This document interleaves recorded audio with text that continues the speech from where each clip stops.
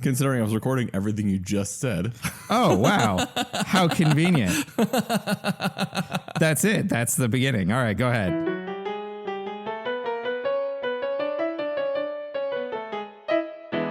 Welcome to Egghead Anarchy. Today, we're going to be talking about Uncharted. Woo! Yay! Yeah, okay. One of us is super interested in this, and one of us really doesn't care. Can you guess who's who? Two guesses. Wait, there's only two of us. Anyway, so yes, revenge for the Pokemon episode.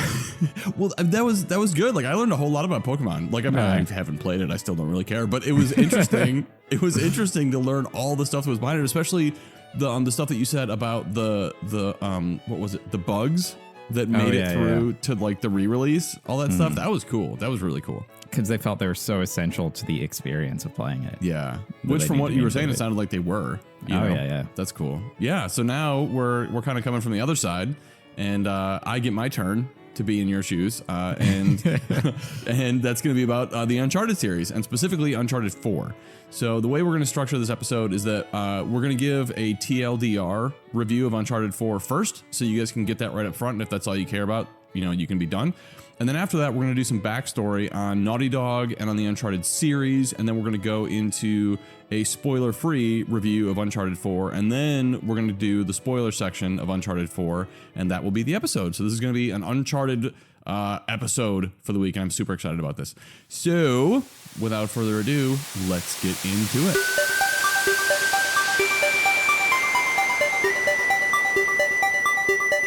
Okay, so for the first segment of today's show, we are going to do a TLDR review of Uncharted 4. It's good. It's really good, basically. I mean, you've probably already heard this or read this somewhere. Uncharted 4 is an excellent, excellent game. In my opinion, it's the best in the series, and I include that comparison is 1, 2, 3, not the PS Vita game, whatever that was called. But of Uncharted 1, 2, 3, and 4, I would say 4 is the best. Second best is Uncharted 2, and then I would say probably 1 and then 3.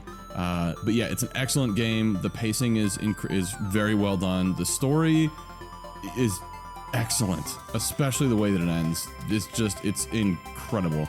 There is definitely some Last of Us flavor in there, which I think actually ends up working out very well. We'll get into that later. But it does kind of have some Last of Us feel to it. The gameplay is better than previous games. It's building on top of previous games. Nathan Drake doesn't seem quite like such a murderous psychopath and being happy gunning people down endlessly, which I think is good. It is hands down the most beautiful game I have ever seen, and by a large margin. I mean, this game is an industry watermark for graphics. I think it looks a little weird. It looks a little too Uncanny Valley, because it looks very real, but just a little weird. Really? See, I would say that it actually crosses the Uncanny Valley. Like yeah. I feel like it's going to take a little while till I get used to graphics looking like this. I think, you know, just after a little while, I'll be used to it, but it just looks a little weird to me at the moment. I think his neck looks really weird to me. He has like a weird fat neck. I don't know. You said that there were a lot of positive reviews about this, but did you see the whole controversy about the Washington Post review? Oh God, yeah. Okay. Ugh. Okay, we can talk about this in a different segment. It is super interesting, and I think it's just the Washington. I guess my TLDR version of all that crap is that the Washington Post article was nothing but clickbait. It was this guy being counter to everyone else, and that's it. I mean, his arguments were hollow, and there was nothing to him. And I really think it was just him doing what he does. I mean, this is what he does. He's a counterculture reviewer. Whatever the prevailing opinion about something is, he writes the opposite, and he did that for Uncharted, and it doesn't hold water. And I think people were extremely immature, and they freaked out about it for no reason. I think his points that he made are similar to points that I've heard many times by people who don't like those games, but just taken up to being said as meanly as possible, basically. Yeah, and that was another thing too, is that like this was not a review. This was him tearing the game apart vengefully, and that just doesn't. I don't care. Yeah, like I don't. You know what I mean? I think that's a good thing. It's just like, why do you care about this review? Who cares? Somebody didn't like it. That's fine. They didn't like it. Who cares? But what's weird, and this is just a problem, is Metacritic is generally a problem because Metacritic doesn't seem to have any fucking clue what's going on. Metacritic is not the problem. Like tying things to a Metacritic score is the problem. Yeah, and because it's a non-scored review that Metacritic assigned a score. Well, yeah, that is a problem. Yeah. I mean, he just tore it apart and then gave it a 4 out of 10. A 4 out of 10. And also, Metacritic has had issues before, like a reviewer who was found out that they didn't actually play the game. They wrote the review without playing it at all. Oh, good grief. And then Metacritic was like, we won't remove the review because we have a policy that we don't ever remove reviews for any reason.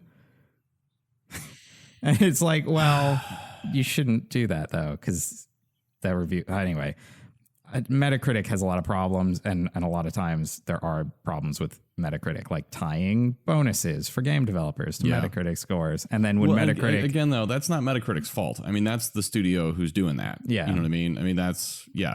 Metacritic, I think, is like any other tool. It has problems. There's no such thing as a flawless tool. It has problems. It has its uses, and it has reasons and situations where it's just completely pointless and has no bearing on anything. And the problem, I think, is that far too few people understand what Metacritic is for and what the limitations of its usefulness are. It's also worth noting that this review was not weighted super high. It doesn't seem like it. It dropped the overall score down 1 percentage point from a 94 to a 93. How criminal.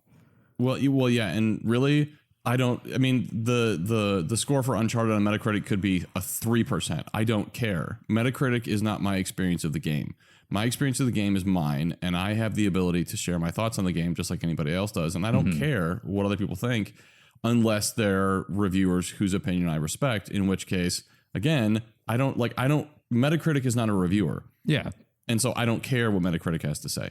But anyway, again, TLDR, it's an excellent, phenomenal game. If you haven't played the previous 3 games, I wouldn't recommend playing it because so much of the emotional weight of the game is built on the previous 3 that it wouldn't mean as much to you. It would be fun. It would still be fun as a game, but the story of it, so much of the weight would just be lost. If I was to like pick these up, would you recommend that I start with 1 or 2? Because you're kind of saying maybe start with 2 earlier.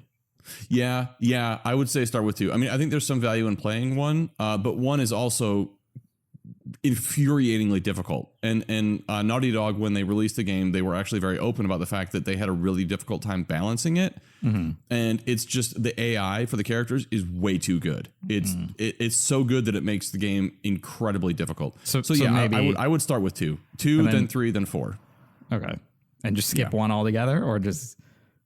I mean, you can go back and play once you're done. Okay. But I mean, like the story from 1 doesn't really carry over, except in 4, there's a couple references to it.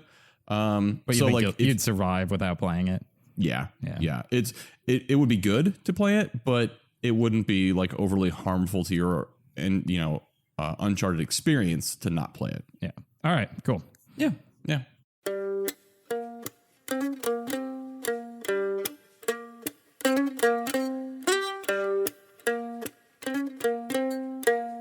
Okay, so in this segment, we are going to dig a little bit deeper into the history of Naughty Dog, just where they've come from, some of the games that they've made, and how exactly they got to Uncharted 4. So Naughty Dog was founded in 1989. Before that, they were known as a company called Jam Software, and they actually made a game called Dream Zone, under the name Jam Software, and then in 1989 they renamed themselves Naughty Dog and made Keith the Thief. These are very old games, DOS games. They're adventure games. Keith the Thief particularly was not well received. It was seen to be pretty much average to poor adventure game. And then later in 1994,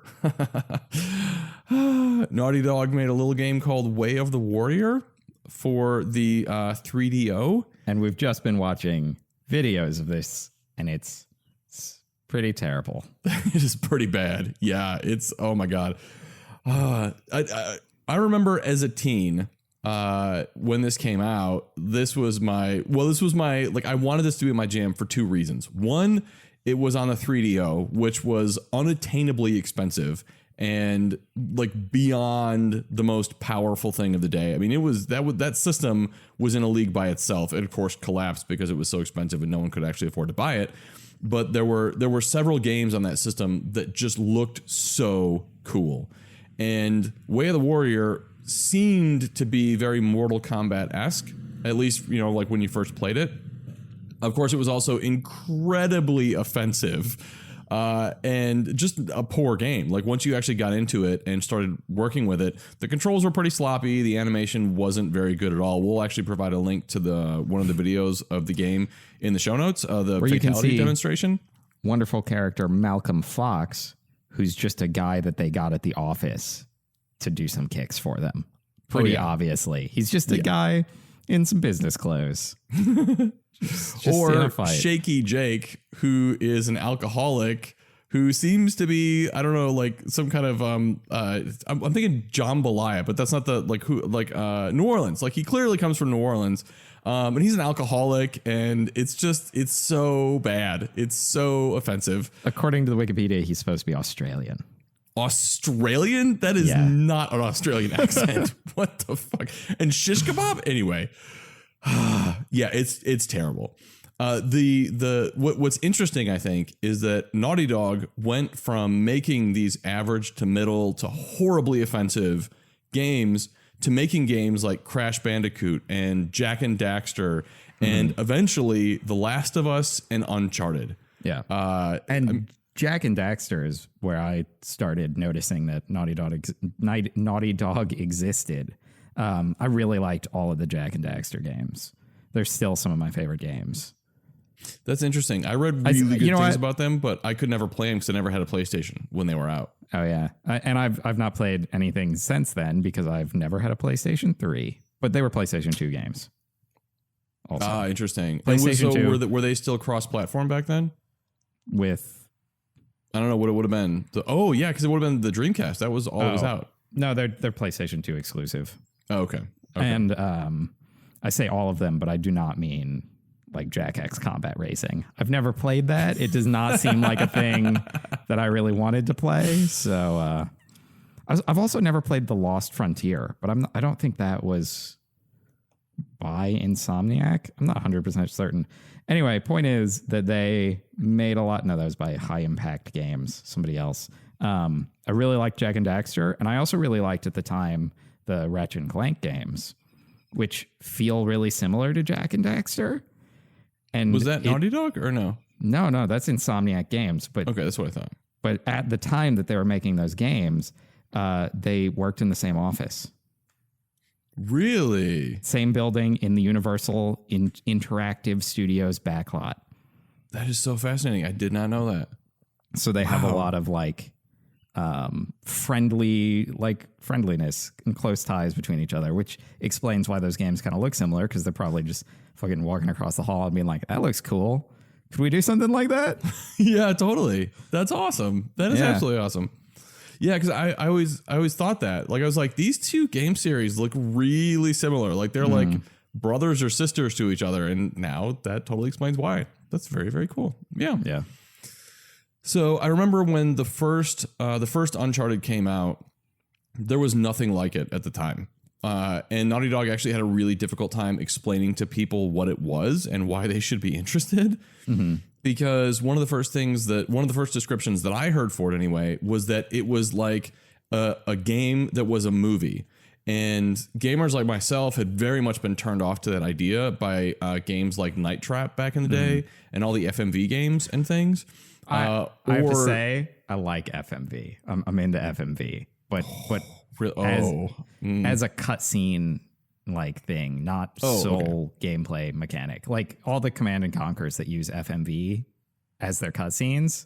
Oh, that was yes. Same with the Mech Warrior games. Also really fun. Yeah, yeah. Well, and that's that kind of. So what I was gonna say is, I think there was a time where FMV was very appropriate for things like cutscenes. Now I think we're to the point, and I think Uncharted 4 really drives this home, where if you're, in most cases, I find it very hard to justify doing FMV anymore, just because unless you're like a Quantum Break and that's built into the whole game universe. I think like systems are so powerful now that you should just be able to do real time all the time. Like, especially if you're a stylized game, if you're not a stylized game, I just can't find it believable that your in-game graphics would be so much worse than your cutscene graphics that you'd have to do FMV. I don't think it's have to. I think it's now just an artistic choice, whether or not you want FMV. Yeah. And I think FMV works best in games like Command and Conquer or Mech Warrior, where the gameplay part of the game, you don't see people. Oh, good point. And it's only in the cutscenes that you see people, because then there's no weird switch between art style. It's just like you're in a mech. And then when you see somebody, they're a person walking around on video. Or in the same thing, it might be like you have somebody who calls you on the phone or something during a mission, but they just get like a little picture on your dashboard that's just their face, you know? Like that makes a lot of sense. Or like with Command and Conquer, you're like, 1,000 feet in the air, and that doesn't work for a cutscene.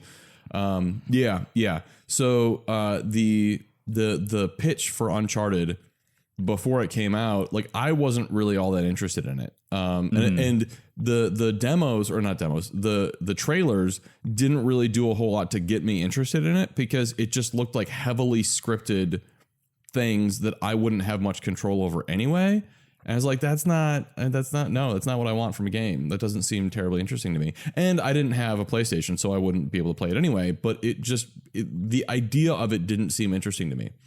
So it was when Uncharted 2 came out. I think it had been out for a little while. I went up to my brother's house, and he had Uncharted 2, and he was over the moon for this game. And he was dying for me to play it. I was like, I don't know. I mean, it's whatever. And he's like, no, seriously, just play it for an hour. And if you're not interested, then whatever, I'll never talk about it again. Well, after an hour, I was fucking insane for this game. Like, it was just it really was what they promised, which was a movie that you could play. And there was play, and I did do things. And even though it's a very linear game, I felt like I was driving the story and moving it forward. And the gameplay that was there was a lot of fun. So I played Uncharted 2, and then I went back and played Uncharted 1. And then I didn't have a PlayStation 3 when Uncharted 3 came out, so I couldn't play that.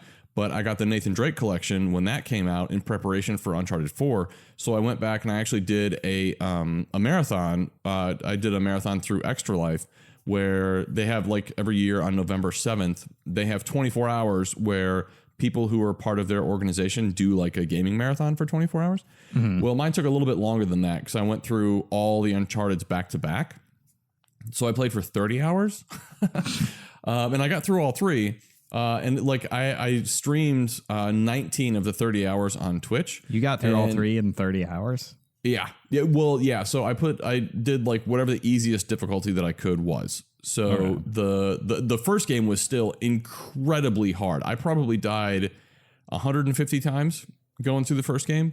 The second and the third one were much quicker, because they had, I think it was called Explorer mode, where the combat was just crazy easy. Like there was almost no way you could lose. I mean, you could die, but it was extremely difficult to die. So those games, went through, there wasn't really any stopping, right? So I made it through in 30 hours. And that was actually really good, because I just did that, 6-7 months ago. And then the new game came out, so everything was very fresh. But you could really see, so one of the things that bothered me about the Uncharted 1 through 3 that I didn't notice until I actually played Tomb Raider 2013 was that Nathan Drake doesn't really have any character development in the games. He's just the same person all the time. And he has all these fantastic things going on around him, and he's in situations where it feels like he should develop as a character, but he doesn't. Like he has no real self-awareness throughout any of the games. Yeah. I mean, and as much like I started watching the Let's Play of the second one in preparation for this, and it didn't really seem like it was necessarily the kind of plot for that. It was a very National Treasure kind of plot. or, Indiana Jones, where it was just very pulpy and fun and not maybe so serious. Yeah. And I think that was my view of it until I played Tomb Raider. Mm-hmm. And I realized, I think Tomb Raider just kind of changed my perspective of what I wanted from these games. You know what I mean? So it wasn't necessarily a failing of the Uncharted series. It was just that after playing Tomb Raider, and Lara Croft has so much she goes through so much development in that game, that I went back and I was like, oh, well, now the Uncharted games kind of just fall flat. I'm missing that, and I want that from these games. And yet, Uncharted 4. Is that where this is going? I feel like that's where this is going. Yeah. So I was gonna say, and then Uncharted 4 comes out, and so Uncharted 3 really pissed me off. Really pissed me off. That's why it's actually the lowest on the gameplay wise. It's higher than Uncharted 1, but there's one thing about the story that just pisses me off so much that it's at the bottom, and that is the way that the game deals with Elena. So Elena comes into the picture, if I remember correctly, in Uncharted 2. I don't think she was in the first one. I don't think, but my memory might be wrong on that. But she's a big fixture in Uncharted 2, and her relationship with Nathan is a big part of Uncharted 2. And the way that Uncharted 2 ends, you're like, oh, okay, so they're going to be together. And then Uncharted 3 starts, and she's nowhere to be found. They don't even mention her for the first half of the game. And I was like, fuck you. You build up this great relationship, and you get me invested in the relationship these characters have.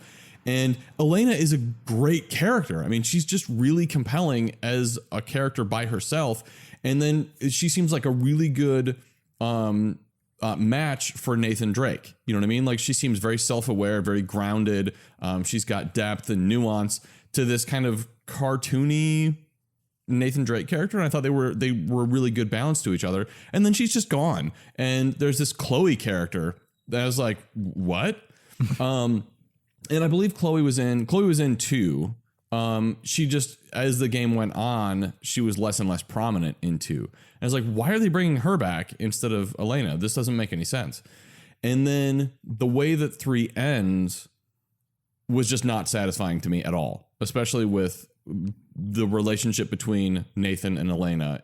I was like, okay, I guess that's serviceable, but still, fuck you guys. This is not at all okay. And Uncharted 4 starts, and the way that they deal with the relationship between Nathan Drake and Elena was just, I got so many feels. I mean, the opening couple hours to Uncharted are a love letter from Naughty Dog to gamers. It really is. And there's one thing in particular, one segment of the opening that apparently, from something I read on, I forget if it's Polygon or Kotaku. I'll try to find the article and then link it in the show notes. But Naughty Dog apparently specifically said they would not do this thing that they did in the opening for the game. And it's just perfect.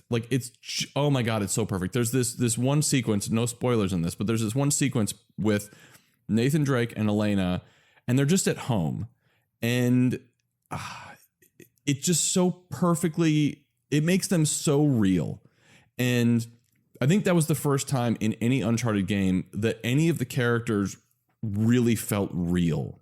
Like a well-defined character in a film or in a book or any kind of a story. And it was just, I didn't want that scene to end. It's in some ways it's so mundane and it's so whatever, but it was so well done. And then the rest of the game kind of takes off, and without going into spoiler territory, Nathan Drake makes some decisions that really had me questioning where the game was going to go. Mm-hmm. And I was like, what the I was like, not again, Naughty Dog, not again. Don't do this to these characters. Oh my God. Needless to say, the way that now that I've played through the whole game, which by the way I did in 2 days in 2 play sessions because I just couldn't, the only reason I stopped was because I eventually had to go to sleep. Oh my God, it was so good. So, and after finishing the game, now I understand why they made the decisions that they made in the first part of the game. Mm-hmm. And I can totally see why they did it and how they were fucking with the player on purpose and how that ended up benefiting the story and the player and everything at the end. And I think I might have said in the opening segment, there's definitely there's some very Last of Us feeling elements to the game, which makes a lot of sense because the same creative directors behind The Last of Us ended up taking over development of Uncharted 4, and actually throwing out all the work that Amy Hennig had done for the game, and they just started over from scratch. And without any disrespect to Amy Hennig at all, because she did so much good work on the series, the fact that they just kind of started over and did what they did, I think was very, very good for the series and for the game. I think it was really good that they kind of like did the Toy Story thing where they had a bunch of existing work, but they're like, no, this is not right. And they threw it out and they started over again. It was a very good move, I think. And it kind of going back to the history of Naughty Dog, I'm willing to bet that is a large part of how they have developed and progressed as a game studio, is that they've looked at things that they've done and they've said what's good and what's bad, and they've been brutally honest with themselves, and they said what needs to change. Because they're not still making Way of the Warrior, and they're not still making Keef the Thief, and they're not still making whatever that game was. They're not still making middling to poor quality games. Yeah, they're still making adventure games, which is what Keef the Thief and Dream Zone were. They're learning as they go, and so now whatever it is, I'm so bad at math. 20, 30, almost 30 years later, their games are just so much better. And I think it's because throughout the drama of developing Uncharted 4, they've made the hard decisions that needed to be made to make the game better. And that's I have a lot of respect for that. Yeah, you can definitely see how they've updated their formula, even though it's all like adventure games. Like Crash Bandicoot is like an adventure game, but it's a really linear platformer that's very much limited by the power of the PlayStation 1. And then they moved on to Jak and Daxter, which is still an adventure game and still has a lot of platforming elements. But even throughout that series, it went more and more into action. And then with like Uncharted, you can see how it's swapped from what was action during PS2, like this very high over the shoulder, like very, very high camera, like suited to a platforming game, shooty kind of action to a like a cover-based third-person shooter, which is now kind of the standard for that kind of action. Yeah. And then gotten rid of the platforming because nobody does platforming like that anymore, and replaced it with this kind of new climby action thing. Yeah. But you can see how those like platform and action elements have stayed the whole time. They've just been updated to what is the most current in platformy action kind of thing. Yeah, and even some of the things that they added to the gunplay this time, like they keep iterating and adding things here and there. Like the rope was just so much fun. Like I think it was such a great addition. I didn't actually use the targeting tracking that's in the game. Like they added a Metal Gear-esque target tracking mechanic where when you're in cover, like in tall grass, if you point your gun at a character, I think you might have to press a button because I never did it. You can highlight the character so that they're tracked, and even if they're behind walls, you can see where they are. It adds much more strategy to the gunplay. But I've only done one playthrough, and I did it on Explorer, so I wasn't really in any danger of dying, so I didn't worry about that. But I think for my next playthrough, I'm going to do it on whatever the difficulty level is above that, like probably whatever is easy.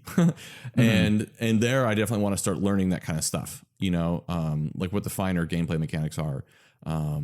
Yeah. So with that, I think we will move on to the segment where we talk about the characters and kind of the lore of the Uncharted world. So we will see you in that segment. All right.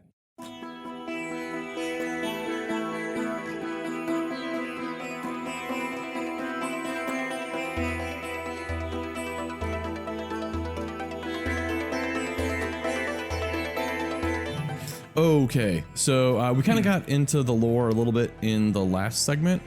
So here we're going to talk about characters and probably get a little bit into the lore as well.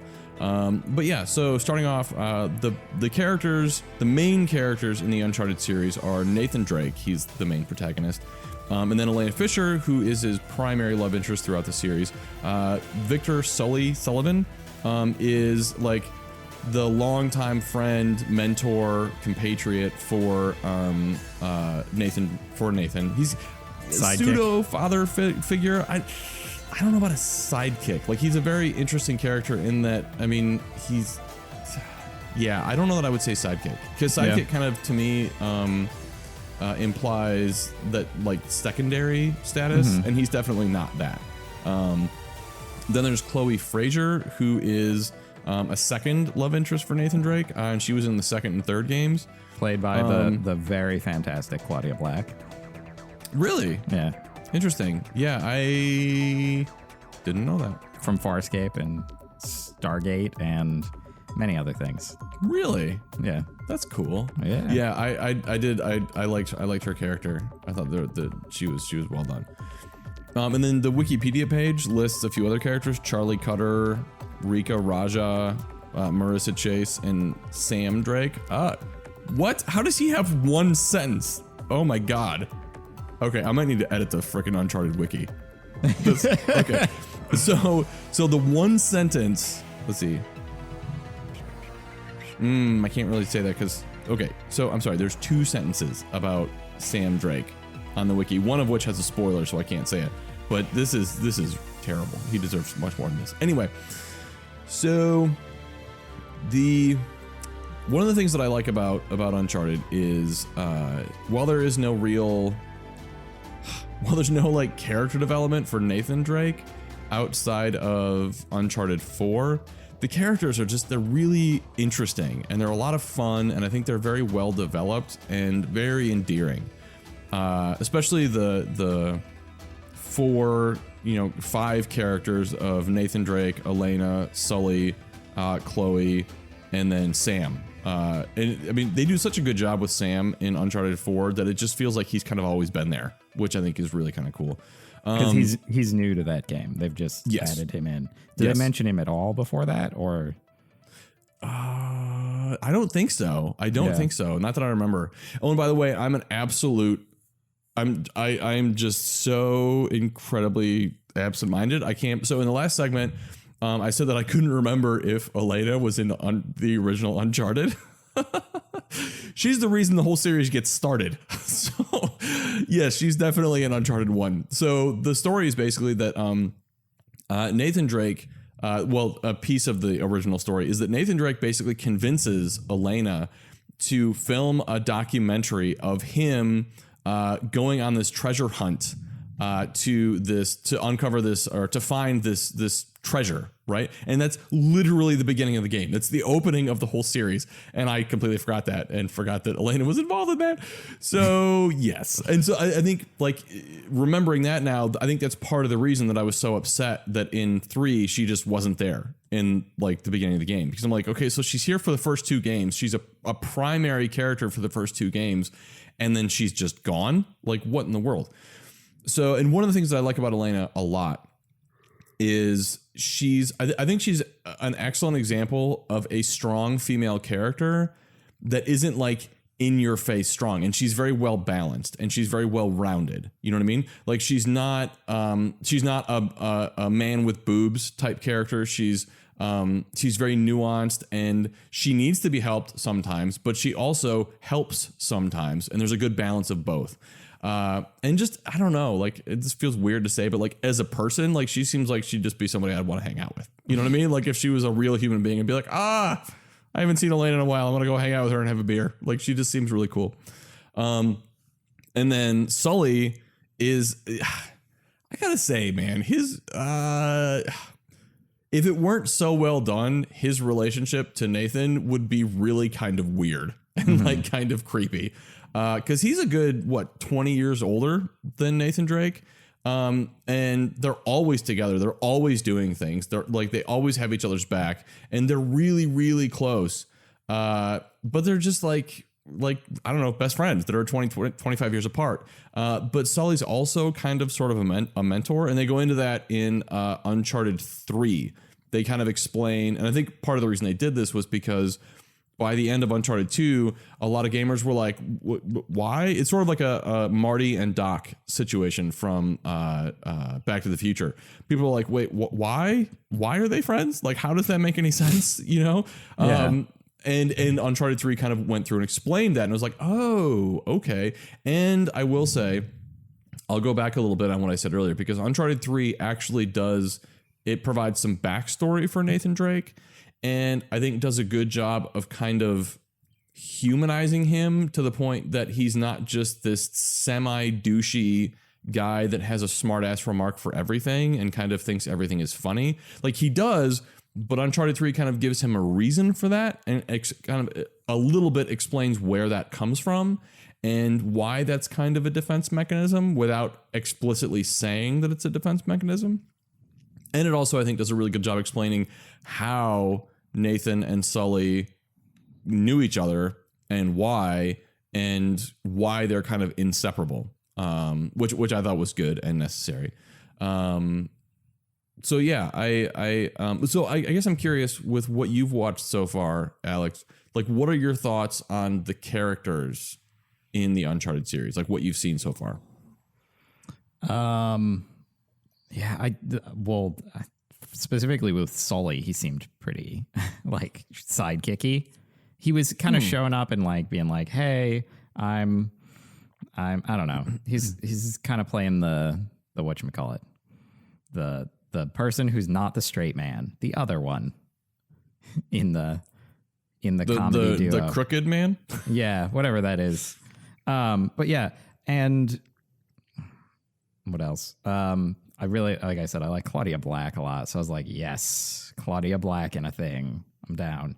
And there was some pretty well done sexual tension between Chloe and Nathan Drake too. I thought that was really pretty cool. And the villains were pretty. Whoever the villain was in that was pretty like who showed up with Chloe. Mm-hmm. I don't know what his name was, Frank or something. So, yeah. I don't really care about the villains too much. I mean, I don't think they're poorly done, but they're clearly not the focus of the game. Yeah, he was pretty pulp villainy. Like, haha, I have betrayed you, and now you will get caught and arrested, and I'm going to leave. Yep. Suck it, Drake. And then, they all the villains. They're with the exception of the villain from 2. Which I guess actually would be just 3 of the 4. But anyway, they're all they just kind of hate Nathan Drake. You know what I mean? Like, yeah, for some largely silly reason. Like, something I actually liked about the villain in 2, he was just like this crazy warlord, basically. Like, he didn't care either way about Nathan Drake. Like, he was like, like, he's this annoying guy who's trying to stop what I want to do, but like beyond that, I don't give a fuck about this guy, you know? Mm-hmm. And I thought he had some very cliche stuff at the end of the game, but he brought up a good point. Like, one of the things he said, because this dude is terrifying. Like, he is a terrifying, heartless, like morally void warmonger. Like, that's just all he does. He just, kills people. And at the end of the game, like, when you're fighting him, he's like, you think you and I are different? Like, you think we're different? He's like, how many people have you killed getting to me? And I thought that was actually kind of a good like meta moment in the game, where it was like the game kind of acknowledged that, yeah, you did just mow through like probably about 1,000 like nameless, faceless, cannon fodder enemies to get to this guy. But in the game, those are real people. Like, you just murdered a whole bunch of people to get to this guy. Was it really worth it? Like, really? And I thought that was kind of a little interesting bit of story. But other than that, like, yeah, the villains they're just kind of throwaway. You know what I mean? They're like, here's whatever, vaguely European white douchey guy with a bunch of money who, wants to double cross Nathan Drake. Yeah, that's it. Like the villain of National Treasure. I really got a really strong National Treasure vibe from the second game. Yeah. Especially when they're like, Oh no, he got away with the artifact. Oh wait, it's this lamp. He broke it. Oh no, it's not actually a lamp. It's resin, and you can burn it, and it has blue fire, and it reveals this map, and this map leads to Shambhala. And then somebody's like, Shambhala, what does that mean? And he's like, you don't. It's Shangri-La. And yeah, okay. Like I was like, and I say that kind of dismissively, but I like National Treasure. It's fun. They're very fun. So so I was into that. Yeah. Yeah. Yeah. And I think, I think 3, I think is where it kind of went off the rails. Like the story went off the rails. Like 1, and let me, these are the characters. Crap. I forget what they were looking. It was like a tomb, I think, or something in the first game. But yeah, like it was kind of just, for the most part, kind of lighthearted. And 1 and 2 were, and I think where 3 kind of went off the rails is that it tried to get more serious, and for the most part it succeeded, but like toward the end of the game, I just feel like it couldn't hold everything together, and it just kind of unraveled, toward the last like third of the game. Like I remember there's a segment where, and I remember somebody saying that they really liked this, but I really did not. There's a segment where you're in the desert. Like you're on this cargo plane, and there's this big set piece action sequence where this plane crashes, and you're in the middle of the desert, and you have no idea where you're going. And it's kind of one of those classic desert hallucination sequences, but it just goes on so long. Like I legitimately wondered if the game was broken or if I was like missing some trigger that I was supposed to stand on, because it felt like that I was literally walking in the desert with doing nothing for 10 minutes. And I was like, this feels broken. Something is wrong with this game. But that was just what it was. And it didn't really, like that segment specifically didn't feel like it served any purpose or advanced the story in any way. But it felt like it was supposed to be going somewhere. Like there was supposed to be something bigger that the game was going to do. And then you end up getting to this city, this treasure city, and it's basically the same plot as the other games. And so I felt like it didn't live up to what it was trying to do. There was one really good segment with Sully that I thought worked well. It was kind of cheap, but I thought it worked well, and it played very well on the relationship between Nathan Drake and Sully. Yeah, but again, that segment, the way that they ended it, I felt like it kind of cheapened the experience. And if they had ended it differently, it could have actually been something really pretty interesting. And that's one of the things that I like a lot about, and I won't go too much into this because the next segment we're going to do a review on 4, but that's one of the things that I really like about 4 is that early on, the game sets a lot of things up, and then it capitalizes on those things exquisitely well, just exceptionally well. So yeah, and that, like, I think Uncharted 4 is, I would have liked to have seen more of a gradual progression. Like, so the first game, maybe the second game, exactly the way that they were. Well, the first game easier. I definitely would have liked the first game to have been easier. But story-wise, the first game and the second game were awesome. As we've established, though, you're a scrub. Yes, that's very true. Yes, I am definitely a scrub. Yeah. Yeah. Well, like, and like a good example, I'm playing Doom right now on the easiest level possible, and it's already getting hard for me. So yeah, I am. Yeah, definitely a scrub. But the third game, I just would have liked it to capitalize on the more intense dramatic themes better than it did. So yeah. I think that's probably, I mean, again, we kind of went into whatever, but that's probably like all I'd like to say for the characters and for the lore at this point. Yeah. So I guess we can get to the review. Is that cool? Is there anything you want to say? Because I know, like, I feel like I've been talking almost exclusively for this whole segment. I mean, it's kind of your bag here, man. Well, that's true. Yeah. That's true. I don't have that much input on it, honestly. So I guess specifically, I do want to ask. Yeah, you know what? Maybe I'll interview you a little bit for this segment. So specifically, what are your thoughts on Nathan Drake as a character from what you've seen? Like dialogue, who he is as a character, his contribution to the story, why he does what he does, all that kind of stuff. Oh yeah, he's very pulpy. He's just doing stuff. He's just there. You know what I'm saying? Just and have an adventure because adventures are fun, and that's what he does. And quipping because he's a quipping guy who makes quips on his adventures. So, what do you think about how that either fits or does not fit with like the world and the story? Because I think your comparison to National Treasure is dead on. However, in National Treasure, Nicolas Cage doesn't kill anyone. Yeah. Like he doesn't have a gun and he's not mowing people down. So like, what about that? I think the plotting is a lot like National Treasure from what I've seen, but the characters are more Indiana Jones.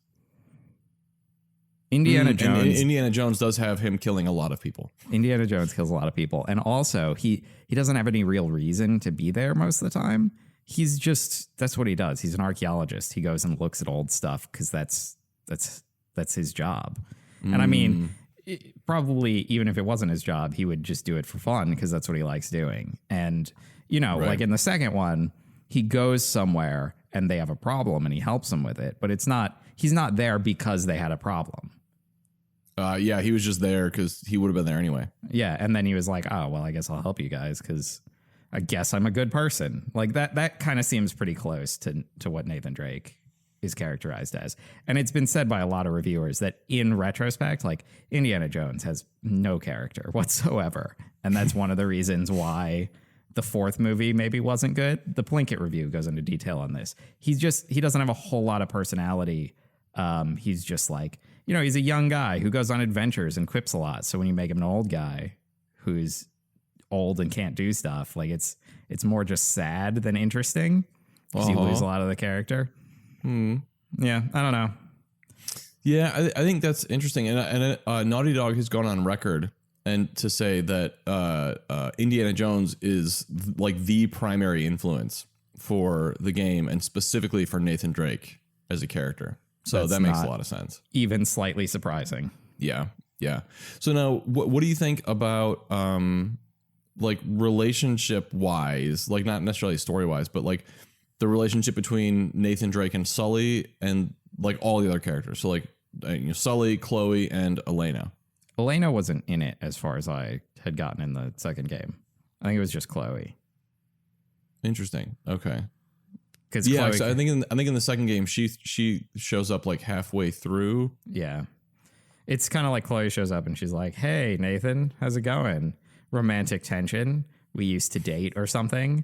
And then Nathan's like, "So that guy you're with, you with him?" And she's like, "No. Well, I mean, occasionally for fun, but." And he's like, "Oh." I was like, "That's pretty hilarious." And then she's just she's playing like a very her character, but also if you're not super familiar with stuff that she's been in, like a very Jack Sparrow character.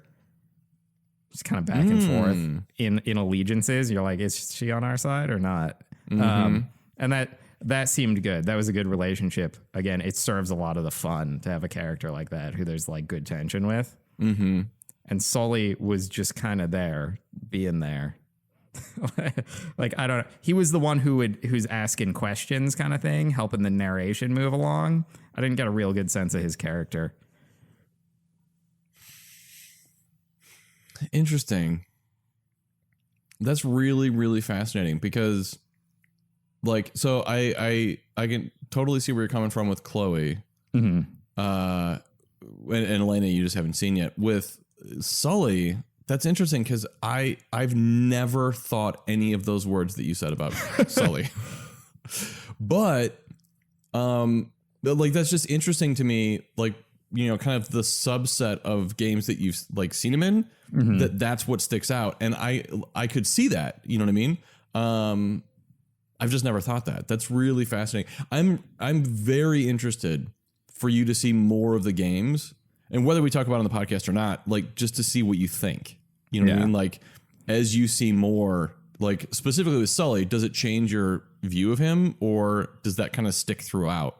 And then also I'd like to see your thoughts on the villains, like especially when you get to the end of 2 and see what happens with that villain. I think that could be like, I'd like to know what you think about that. Let's see. So what do you think about, well, no, I mean, that's kind of, it's all just Indiana Jones really, or National Treasure really. So what do you think about the game? Man, no, this isn't a gameplay section. Well, I guess maybe it could be. So like, what do you think about the gameplay that you've seen so far? Looks pretty boring. That's probably why I haven't picked up those games. Interesting. I'm not a huge third-person cover shooter fan. What about the more like the climby parts, like the acrobatic parts? See, I think those are interesting in like Prototype or Assassin's Creed, but they're not like open worldy enough to attract my attention. They're kind of linear looking, so it's like a press the buttons at the right time and then you go. And I'm like, all right, that's fine. Yeah, it's not terrible, but and again, these are games I'm fine with it. Like I played the Tomb Raider, the newest, not the newest one, the Tomb Raider reboot, and I liked that. Yeah, that was pretty good. But it's just kind of like, I'm like, yeah, it's fine. It's probably not enough for me to pick up a PlayStation 3 just to play that game, though. Yeah. Cool. Okay. Well, I think it's probably good.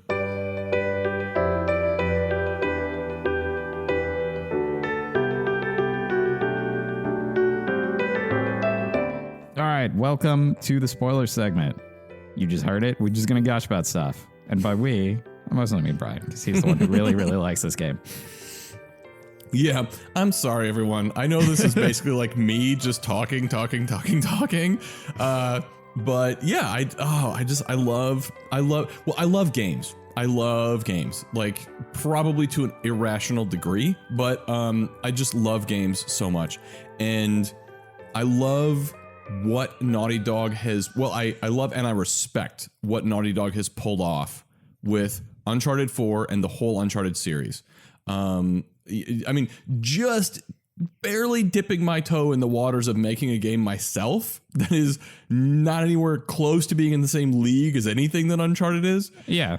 Like, I mean, just developing such an incredible respect for the fact that games of this caliber get made at all, let alone as well as these ones are done.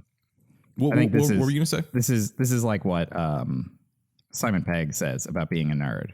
Being a nerd is getting to love things and not having to pretend like you're too cool for it. Yeah, absolutely. Yeah. You know, and I mean, like, part of this too is like I have some really, really cherished memories that have nothing to do with the Uncharted series attached to these games. You know what I mean? Like people that I played them with, like my brother, like going to my brother's house, and he's the one who actually introduced me to these games, which I think is really, really cool. You know what I mean? Yeah, and so specifically Uncharted 4, like I said before, the way that it opens, Nathan Drake is kind of middle-aged dude, like, normal life, nothing big going on.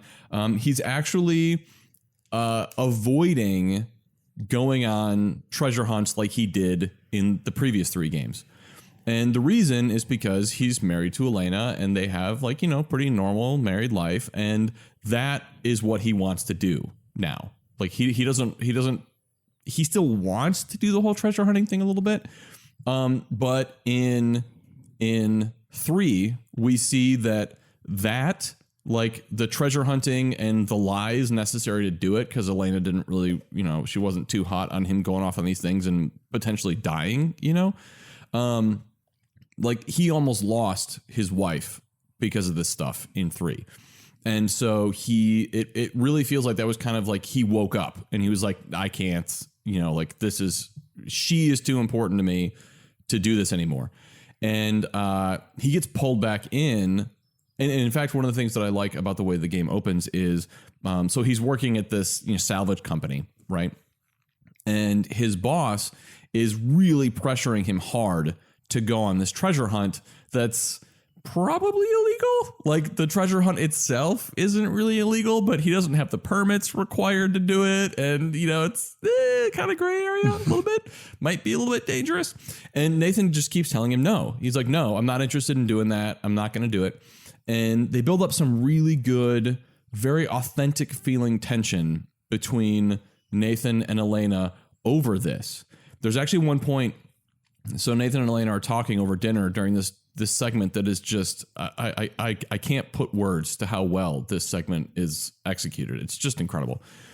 And they're sitting there eating, and she actually tells Nathan that she wants him to do this, to go on this treasure hunt. And he says, what, why? You've told me before you don't want me doing this. And she says, well, it's, I don't want you to not do it because of me. Mm-hmm. And I mean, not only is that sound logic, but I think it's a really good job. And this happens a lot throughout the game.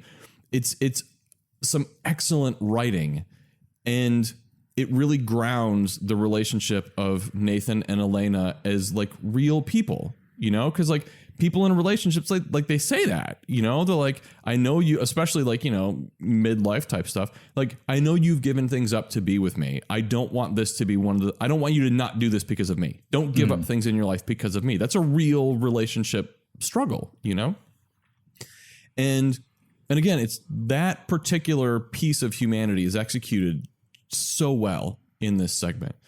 And I was like, oh, Elena's in this game. Awesome. Okay, she's going to be in the whole thing. It's going to be great. It's going to be awesome. Blah, blah, blah, blah. And then Nathan Drake is a total fucking dick and lies to her and goes off on this treasure hunt. However, the reason he does it is because his brother, who he thought for the last 15 years was dead, comes back into his life. And Elena doesn't know that Nathan Drake has a brother, because for 15 years, he didn't think he did because he thought he was dead. And so he comes back into Sam comes back into Nathan's life and gives him this whole big story about this Mexican drug lord and all this kind of stuff. And he's in debt to this guy. And, he told this drug lord about this pirate treasure, $400 million worth of pirate treasure, that he knew where it was and he knew how to get it. So when this drug lord broke Sam out of prison, he wanted a cut of this treasure. So he's basically on the hook to get this. And if he doesn't get it within whatever it is, 3 months or something like that, he's going to die. He's going to be killed. Isn't that like the plot of the first game, more or less? Except it's with Sully. Sully's like in debt to the mob who want him to go and get this treasure and something, or not mob, maybe pirates or something. Not pirates. I mean, ish, sort of. That's the setup for the first part of, like, for the first segment of Uncharted 1. That's the setup. Like the thing with the U-boat. Yeah. But that kind of, that I don't want to say quickly, but that kind of becomes like a side thing in the game, like not the primary driving for the game. But this is the primary driving thing in this game. Yeah, exactly. And so it's basically, and that's another thing too, is that before Uncharted 4, Nathan Drake had no family. And that was actually a big part of the series, is that like he had no, and this was a big thing in 3, was that you kind of got a glimpse of his past. Like there was something before or outside of these games for his character. But even in that, he didn't have parents. He didn't have like siblings, nothing. It was just him. And he was this scrappy kid finding his own way, living on the streets in wherever the fuck he was, like New Delhi or something like that. And he tried stealing something that Sully was going after as well. And Sully kind of took him under his wing and showed him how to, be a thief, basically, and how to survive and do that. But up until 4, and we see Sam, Nathan Drake has no family. He's all by himself. And that's kind of that. You realize what a big deal that is when you start seeing Sam in the game more often and how Sam affects Nathan Drake's decision-making capabilities. So when Nathan hears about this situation with his brother, he's like, okay, well, I have to do this because I'm not going to let my brother die. You know what I mean? Like, I have to go do this. But Elena knows nothing about any of this. Like, there'd be so much explaining that I would have to do. I'm just not going to bother. I'm going to lie to her and tell her that I'm going to do this job for my boss. Mm-hmm. And when he decided to do that, I actually said, fuck you to my TV.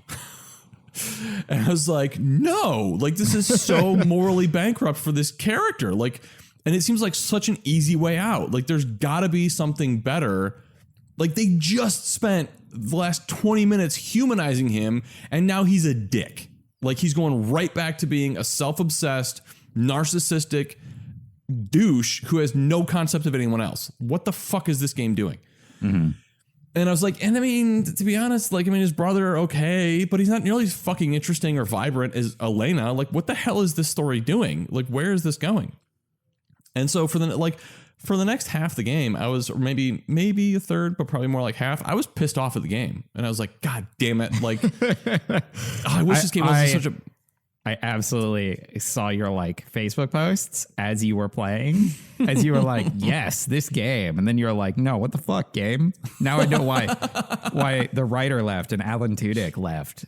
Fuck this game. And then you were like, never mind. The game was great. Yes, exactly. Yes. Yeah. And that's exactly how it went. Like the middle third of the game, I was like playing through and I was like, okay, this is gorgeous. And okay, the gameplay is fun. And okay, all this stuff, but fuck you. Like this, where's Elena? No, this doesn't work.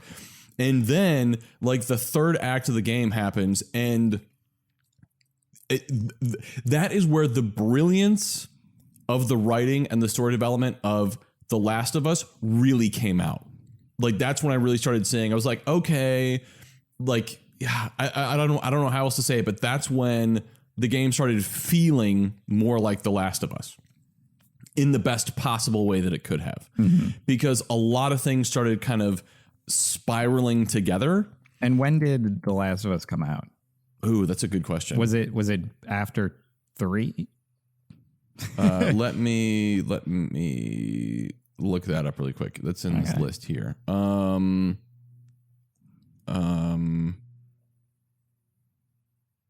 Shit. This isn't rated chronologically. It's by where's Uncharted?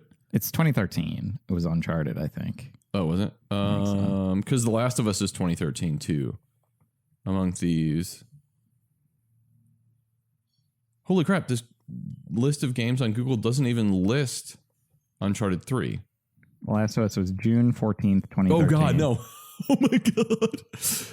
Uncharted 3 Drake's Deception is the last game listed by popularity on Naughty Dog's list, even lower than The Way of the Warrior. Drake, that's bad. It's not that bad. So Uncharted 3 came out 2011. Yes. And Last of Us 2013. 2013. And this is 2016. Yeah. So it seems likely that they spent some time working on The Last of Us and they learned some stuff doing that. That then they brought back to Uncharted. Yes, absolutely. Yeah. Yeah. Because a lot of the nuance and the depth and the gravity, so talking about The Last of Us just really quick. Like when I reference that game, what I'm talking about is that game is very dark and it's very heavy. However, it doesn't ever get to the point of being emo because they introduce just enough humor and just enough levity and just enough like for example, so Ellie, the little girl in the game, they do a really, really good job of making her a teenager, like a child. And it's very small things. Like when you're walking around, she'll try to whistle. And then she'll be like, I don't know how to whistle. And then an hour later, when you're in some different segment of the game, she's been trying to whistle long enough that she learns how to whistle. But this isn't like you're not interacting with her directly. This is all stuff that's happening in the background. Mm-hmm. And there's that type of storytelling, that those, that the offhanded things that build up to something bigger. You see that in Uncharted 4.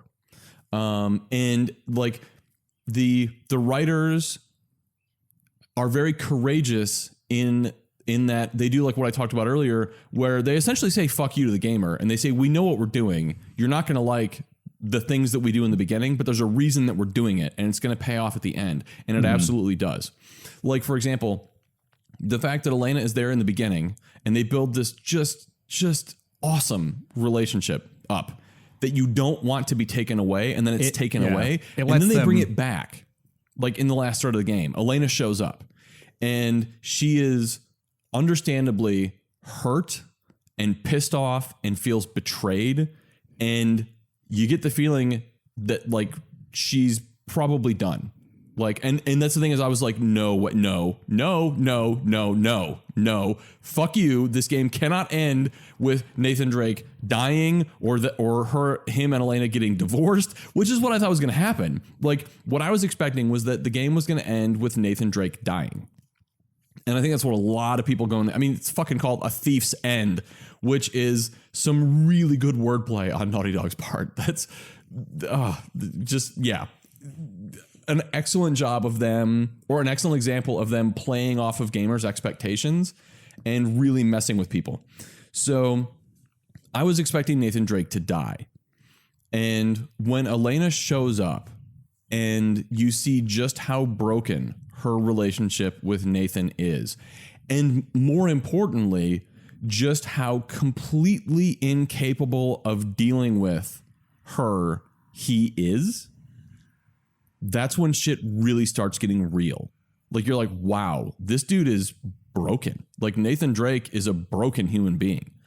And they've done at that point in the game, they've done a really good job of explaining why and how he's broken. But when they were explaining it, you weren't really understanding why. And you're like, okay, like what, okay, what does this have to, why are you explaining all this to me?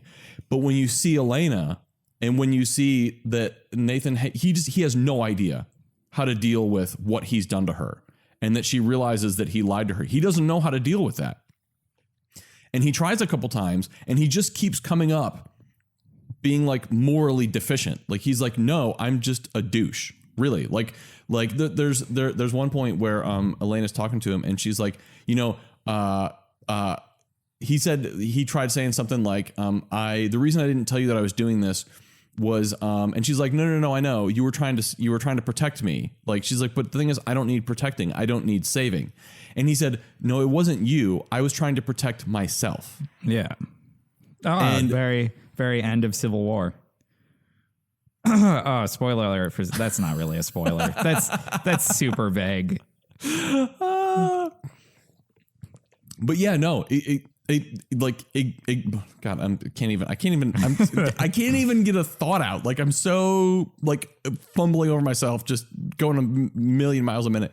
But anyway, so yeah, and that's the thing is like, and again, so we mentioned earlier, you saying the uncanny valley thing and me saying that I think the uncanny valley was crossed. And the reason that I think that is because there are so many moments in Uncharted 4 that would have been ruined if there was an uncanny valley.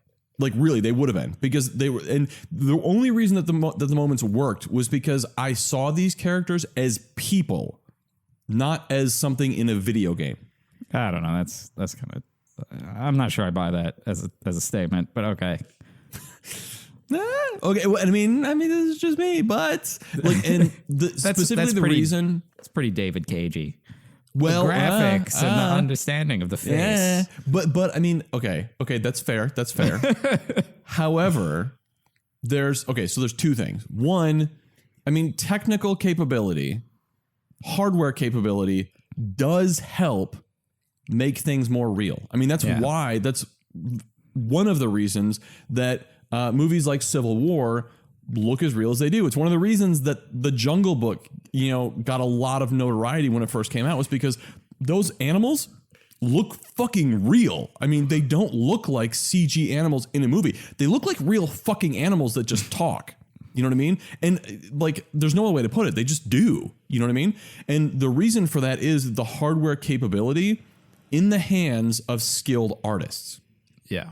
And I think they the look second good. thing, they don't look real. Like I wouldn't I wouldn't mistake a screenshot from Uncharted of Drake for like a real photo of a real person. Okay, and that's fair. And okay, yes. And I wouldn't either. However, these are nitpicky points, but I just kind of, I was like, I don't know that graphics necessarily make the characters. I think it's more the writing and the game and itself. that's what I was getting to is like, so however, there were a couple moments in The Last of Us that were perfectly written, perfectly built up to, perfectly executed. And for me, they lost weight, they lost impact because the characters' eyes were dead. They had like dead video game eyes. Yeah. You know what I mean? And so to me, watching it, there was nothing going on inside that character's head. They were a video game character. It's specifically the fidelity of like facial expressions, kind of. Yes. Yeah. And the reason is okay. So, and that's just like, it's I can anthropomorphize them and suspend my disbelief to the extent that I'm putting thoughts and feelings inside their heads because, yeah, their facial expressions and specifically their eyes. And that's too, Uncharted is mocapped and then like animated over based on the capture, right? Yeah. And yeah, exactly. I'm sure that contributes a lot too, because they have like actual actors' facial expressions to go off of. Yeah, yeah. Well, and like there's all sorts of little things that they do. Like, I mean, and they've done this from the beginning. Like there was, the wet pants. Like when the original Uncharted came out, that was a huge fucking deal. Oh. Like when when Nathan Drake went in the water and he came out, his pants were wet. But it was detailed to the extent that if he only walked, like if the water only went up to his calves, that's what got wet. Like you know what I mean? Tomb Raider did that first. Really? Before the reboot, Tomb Raider, one of those had wetting clothes physics, and that she got dirty as you played the game. Really? Okay. Yep. Mm-hmm.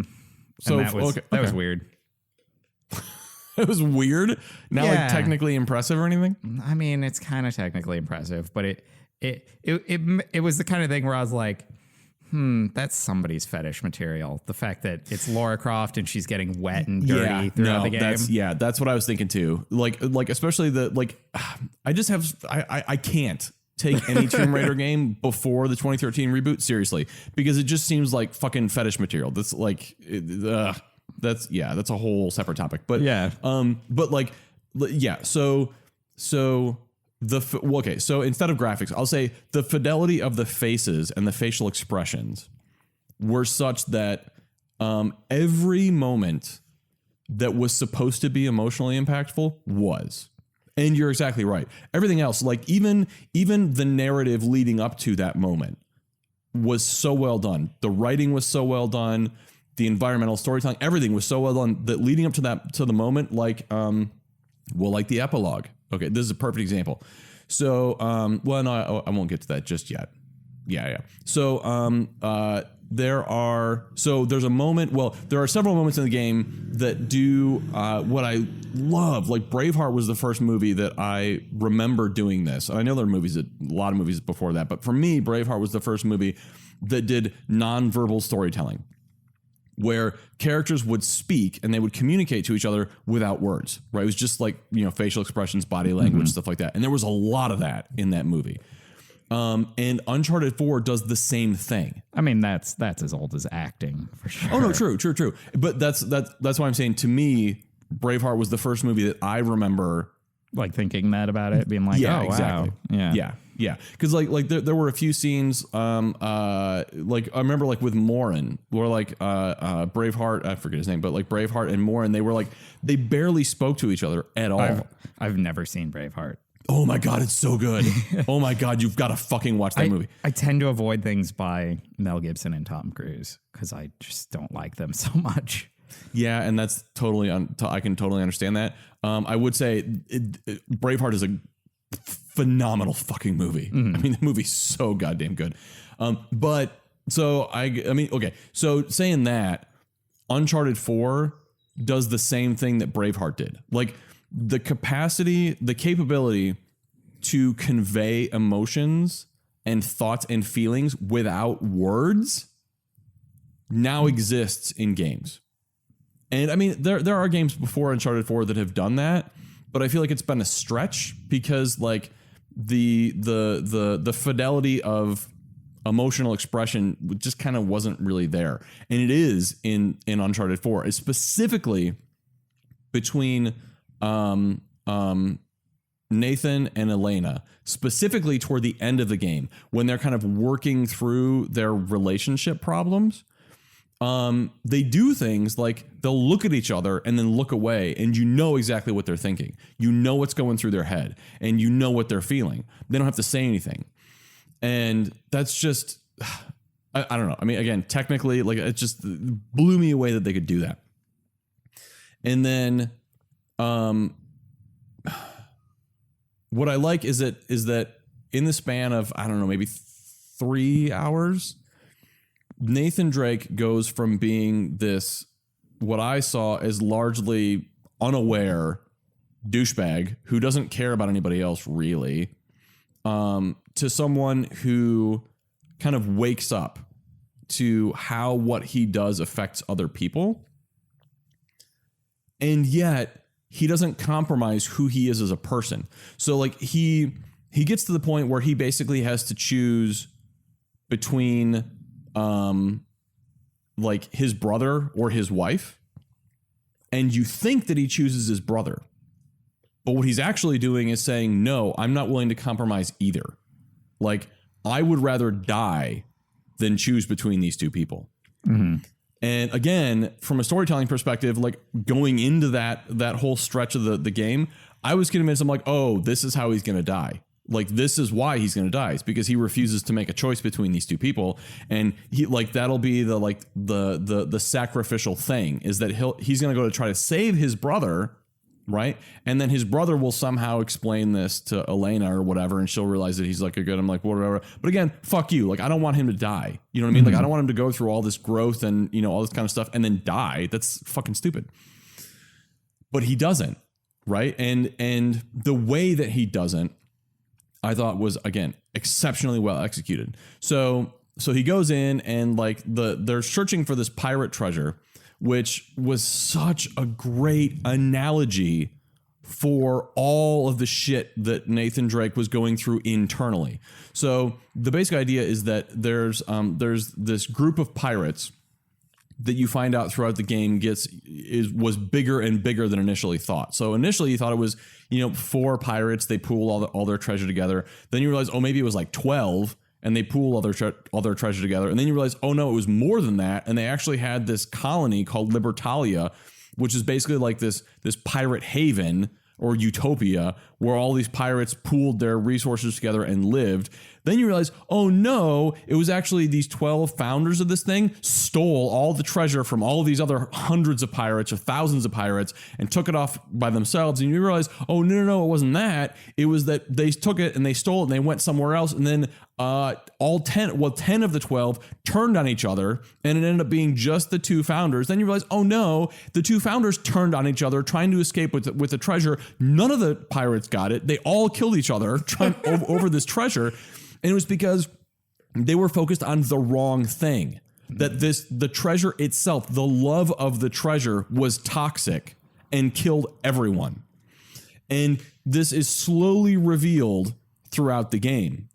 And at the end, you realize, holy shit, that's an analogy for Nathan Drake. All of this stuff is an analogy for where he's at and the realization that he's having. Because by the end of the game, he realized, and he's kind of always been this, like once he gets to the point where like, do I save these people or do I get the treasure? He always chooses to not do the treasure anyway. You know what I mean? He's like, I don't fucking care, whatever. This isn't that big a deal. However, here, this isn't just treasure. This is also like the childhood dream of him and his brother. And his brother even says, he's underneath this beam and he's like probably going to die. And he's like, Nathan, go. Like, I have lived the one dream that I had my whole life. The one dream through my whole life. God, I can't even talk. The one dream I had through my whole life was finding this treasure with you. That's the only thing that I ever wanted to do once I found out about this treasure. I have done that. You gave me that. Now go save yourself. And Nathan Drake was like, no, you're not going to die. He's like, take the treasure, go live a happy life. He's like, no, you matter. This treasure doesn't. I'm going to find a way to get you out of here. And it was like this great culmination of like, wow, okay, so he's making this decision, which isn't out of character because he's done this before, but now he has a reason, like a really compelling reason to do this. And it's like the culmination of this growth of character. Like, you're like, wow, okay, he's aware of other people. He's aware of the way that his actions affect other people. And he's choosing to do what he sees as the right thing. And that's really important because then when they escape from this thing, because the ship obviously collapses and all this kind of stuff, and they get out, and he goes out, and Elena is there when he's not dead, and you realize he's not going to die. He doesn't have to say anything to Elena, and Elena doesn't have to say anything to him. And this is one of those moments where, like, there may have been a line or two of dialogue, but like, they look at each other and you see and you get it. You're like, she sees that he's grown.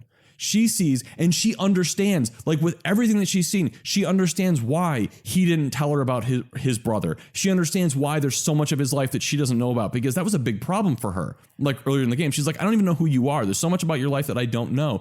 And through the course of the game, she understands, like, why he didn't tell her all these things. But she doesn't have to say that. She can just look at him and you see that without any words, without anything being exchanged. So they end up staying together, right? Nobody dies. Except the bad guys, obviously. None of the good guys die. Fuck them, though. Yeah, exactly. Everybody makes it out, and the way that, like, it's just, oh my god, like Sully and Sam go off and, like, they don't particularly want to stop hunting for treasure. Like, they want to keep doing it, but Nathan Drake is like, no, I'm done.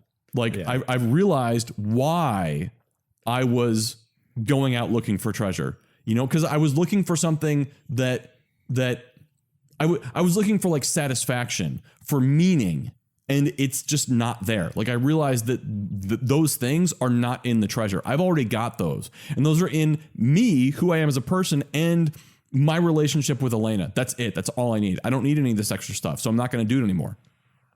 But Sam is like, well, I still want to look for treasure. Like, I love you. You're my brother. And you're right. But I still want to look for treasure because it's fun and I want money. And Sully's like the same way. He's like, I love you, kid, but I don't want to stop. You know what I mean? And so they go off and they do their thing. And they're going off and looking for treasure and doing whatever and traveling the world. And they're like, so Sam, they could make a Sam Drake game after this with Sam. I'm really hoping they don't. I mean, they totally could, but I'm really hoping they don't. And it's like, and again, like you realize, like, Sully needs someone. Like, he needs someone to kind of look after and protect and take care of. You know what I mean? That's just who he is. And this game makes it very obvious that has always been Sully's role, is like to look out for Nathan Drake. Yeah. And he doesn't need that anymore because he has Elena now, but his brother does.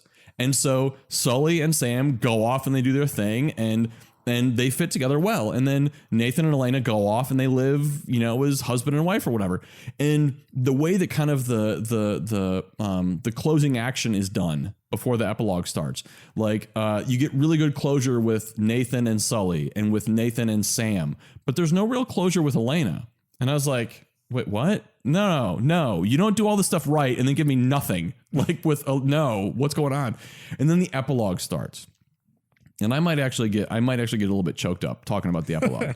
And it's just so in the beginning, the segment that Naughty Dog said they absolutely would not do was for some reason people thought there was going to be a little Crash Bandicoot thing in Uncharted 4. Yeah. And Naughty Dog was like, no, we're absolutely not going to do that ever, period, whatever. Well, they did. So yeah, I'd heard there's about that. like you play a level of Crash Bandicoot, which is just, everything about that is like, technically it's awesome. Like, creatively it's awesome. It fits perfectly in the scene that it's in. It's just great. So the epilogue starts with you playing this level of Crash Bandicoot. So it's like, oh, okay, so I'm going to play this level of Crash Bandicoot, and then it's going to back out, and it's going to be Nathan and Elena, like, sitting at home, whatever. Okay, this is good. Okay. I like where this is going. This is all right.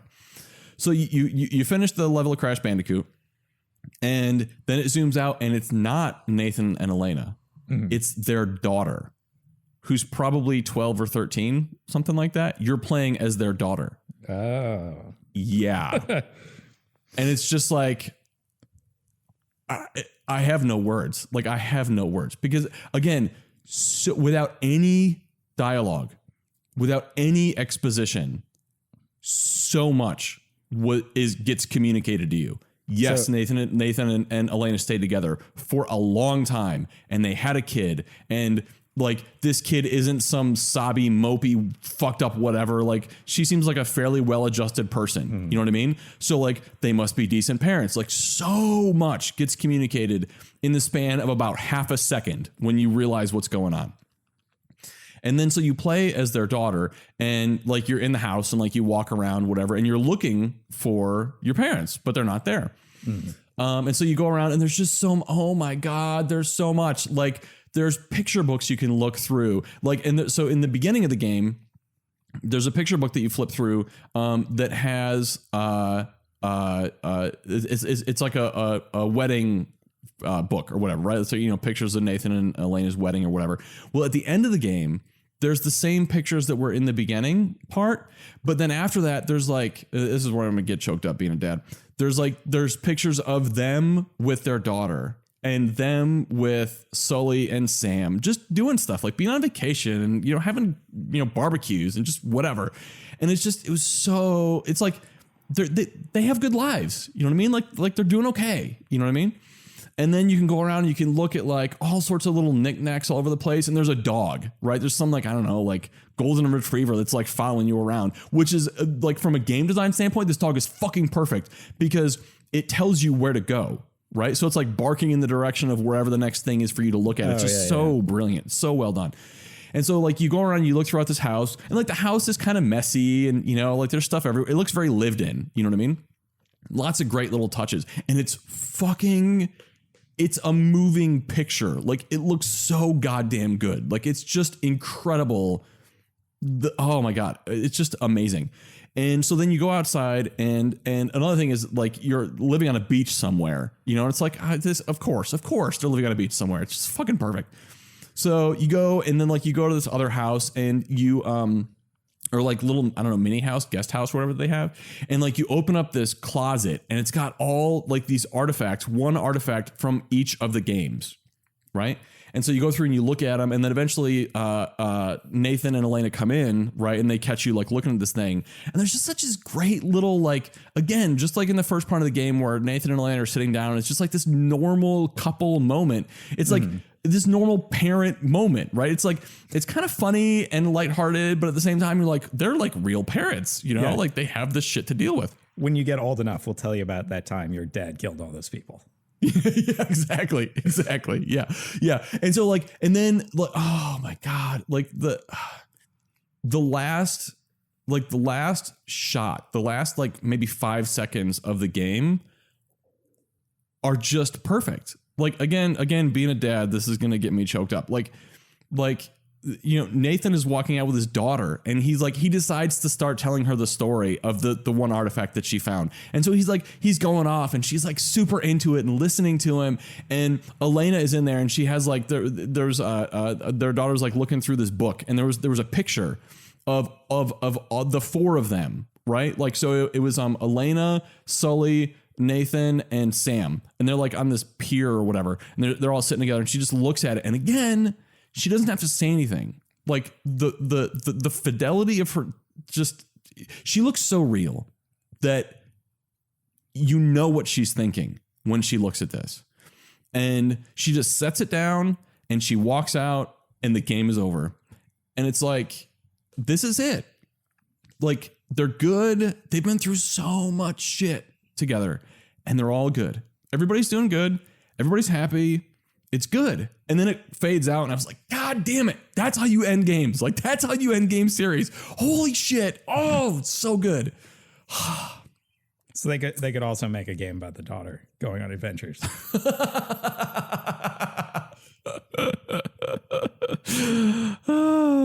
You are awesome. That might not actually be bad too. Where it's like she's calling her dad like, hey. Or then again, it could just be freaking Indiana Jones 4. Yeah. Well, and see that's the thing I think is like at this point, the way everything was wrapped up, you could tell other stories. I mean, you could, you know what I mean? Like it could be like old Nathan and old Elena go on, you know, hijink adventures looking for treasure. Like they could technically do that. You know what I mean? But like, yeah, that would just be, that would cheapen what they already have. Like, I don't see how they could make more Uncharted content and have it add to what they've got. A new game. They ended it so well. What's up? He's retired, and his daughter goes off to follow in his footsteps, and then he has to go rescue her. Oh dear God, no. Oh sweet Jesus, no.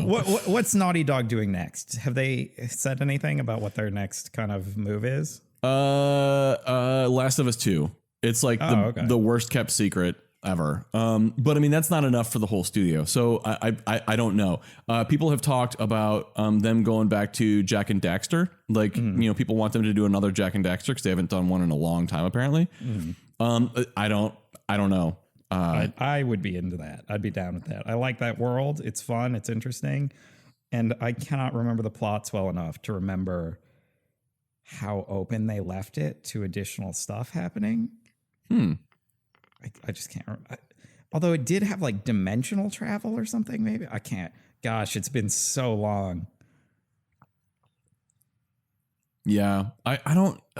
You know what I almost would like? I would almost like Uncharted in space. Like if they were to do something like that, that would be cool. I'd like to see them go to something more fantastic, like science fiction or fantasy. Yeah. So, yeah, I guess that's funny. I mean, this was full of spoilers, but I mean, this wasn't even really like a spoilery review. This literally was me just gushing and gushing and gushing about the game. But yeah, again, ultimately, I cannot fathom the amount of work and restraint and probably to some extent even luck like that went into having 4 of these games. And the worst, even Uncharted 3, the worst of the series, is still not a bad game. I mean, it's a good, well done game. It's just not up to the level of the other ones, you know? And to end the series in such an unexpected way that's so perfect is just a fucking miracle. I mean, it's like they pulled off a magic trick or something. I just have so much respect for what they did and how they did it. And again, like, look at where they came from. You know what I mean? I mean, fucking Keith the Thief and Way of the Warrior. And I mean, and they came to this, you know? Such an incredible story, growth, development. Like, it's just, it's just awesome. So I think with that, I think 40 minutes is plenty. So we're done with the segment and we will move on.